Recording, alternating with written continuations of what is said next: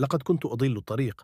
أما أتباعه الذين كانوا على يقين من انتصاره فجلسوا في صمت متشكك، غير قادرين على استيعاب ما شاهدوه للتو.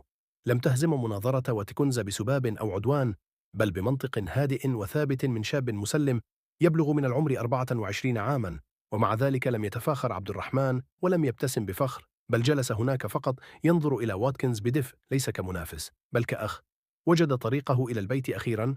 رفع واتكنز رأسه ببطء، وكانت عيناه لا تزالان مبللتين، لكن الكبرياء اختفى وحل محله شيء أعمق: الاستسلام. حدق في عبد الرحمن بدهشة، وكأنه لا يزال يحاول أن يستوعب ما حدث للتو في روحه. ثم همس بصوت بالكاد مسموع: لقد قضيت حياتي أهاجم شيئا تبين في النهاية أنه كان هو الحقيقة. تنفست القاعة بأكملها بعمق في الصف الأمامي. كان هناك رجل قد ابتسم سابقا في وجه عبد الرحمن، والآن كان ينظر إلى الأرض خجلا، وامرأة قريبة منه تمسح دموعها عن خديها. قال وتكنز وصوته يرتجف، لكنه كان صادقا: قرأت القرآن، درسته، حللته، بحثت فيه عن العيوب، لكنني لم أفهمه حقا إلا هذه الليلة. نظر إلى الكأس من الماء التي لا تزال على الطاولة. كنت دائما أطالب بالأدلة، بشيء يمكنني رؤيته، لمسه أو قياسه، لكنني نسيت أن بعض أعظم الأشياء في الحياة هي غير مرئية. ابتسم عبد الرحمن برفق، ثم فجأة وقف شخص من الجمهور وصاح: لا بد أن هذه مزحة، لا يمكن أن تكون جادا. نظر واتكنز إلى الرجل وعيناه لا تزالان تلمعان، وقال بهدوء: أنا الآن أكثر رشادا من أي وقت مضى في حياتي. قال بهدوء: كنت مخطئا طوال هذه السنين. لم أرفض الله لأنه غير موجود، بل رفضت لأنني لم أحاول حقا أن أفهمه. قال عبد الرحمن برفق: الحياة رحلة، ولا أحد بعيد جدا عن العودة.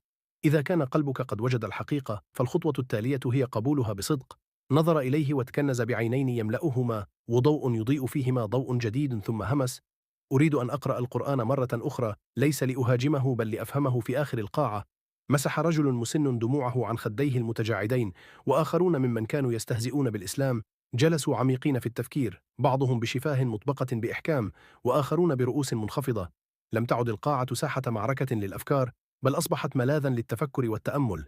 ثم رفعت امرأة في الصف الأمامي يدها بخجل وقالت: هل يمكنني الحصول على نسخة من القرآن أيضا؟ ابتسم عبد الرحمن بلطف: القرآن ليس للمسلمين فقط، إنه هداية لكل من يبحث عن الحقيقة. أصبحت نفس القاعة التي كانت تعج بالسخرية مضيئة بالإخلاص. تحركت قلوب كثيرة تلك الليلة، وبدأت عقول عديدة تطرح أسئلة عن معتقداتها السابقة. مد واتكنز يده وقبض على يد عبد الرحمن لأول مرة، ليس للجدال بل للتعلم. تلك الليلة لم يشهد الجمهور مناظرة فقط، بل شاهدوا تحولا أستاذ ملحد متكبر